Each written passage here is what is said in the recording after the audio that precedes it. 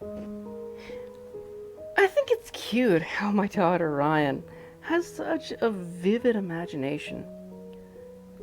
She always thanks me for carrying her to bed after she falls asleep on the couch. But I never do that.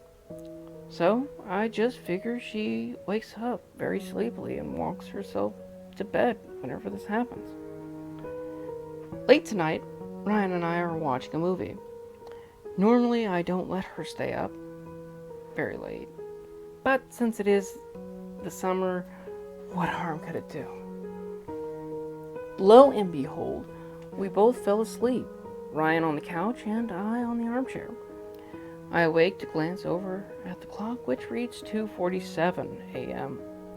I reach over for the remote control and shut the television off. Ryan, it's time for bed, I say groggily. No response. I tilt my head to get a better view of the couch, and alas, there is no Ryan. I head upstairs to go into her room just to make sure she's asleep. I push the door open and flip the switch. Ryan rolls over and looks at me, slightly confused. You woke me up, she says. Thank you for carrying me, Mom. I didn't, Ryan. You woke yourself up and walked to your room, silly. No, I didn't. You carried me. I woke up when we were on the stairs, and I saw your arms underneath my legs. I froze.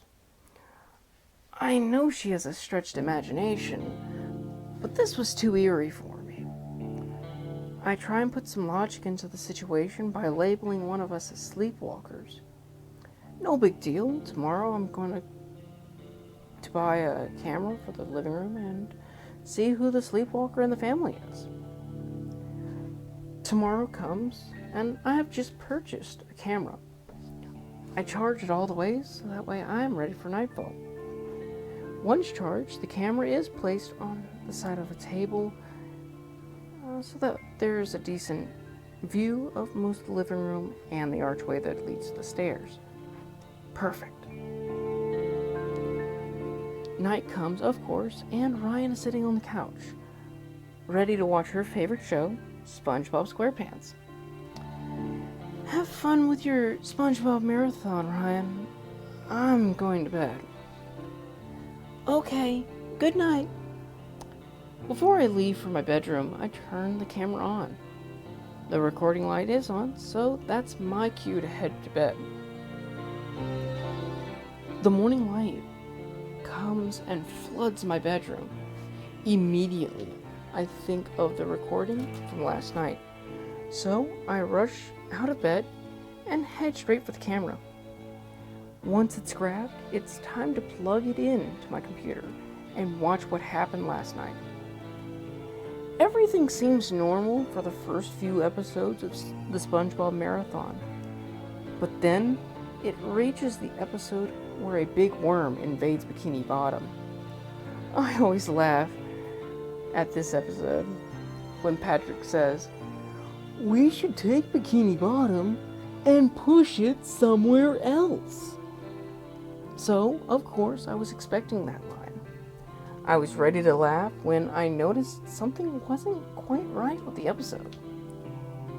During that scene where all the town's citizens were debating what to do in the Krusty Krab, I noticed that there was a random mannequin thrown into the crowd. But instead of it being drawn like the rest of the fish in the show, the mannequin was realistic. Sorta.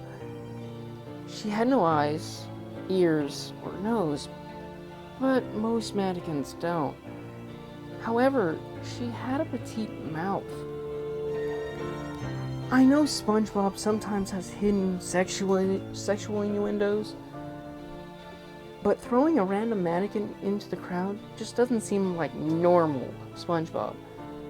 Finally, the episode gets to my favorite part, but the episode still wasn't right.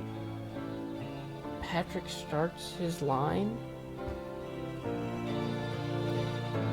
We should take the mannequin and push it into Ryan's world, he says as he stares straight at the screen.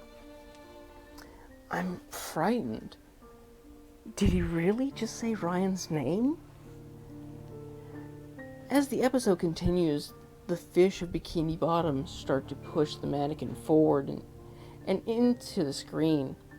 After a few strong pushes, the mannequin starts popping through the television. The mannequin makes a thunk as she hits the ground. She's stiff, and she's still holding her mannequin-like pose. At this point, my eyes are wide with fear. But I just can't stop watching. The mannequin remains stiff on the ground for a few minutes, and my dear Ryan is sleeping on the couch, not aware of what just happened in front of her. Finally, there's movement.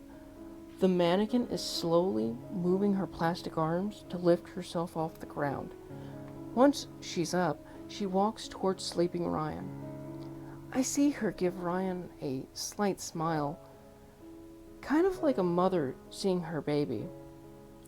The mannequin picks up my child and carries her to her bedroom.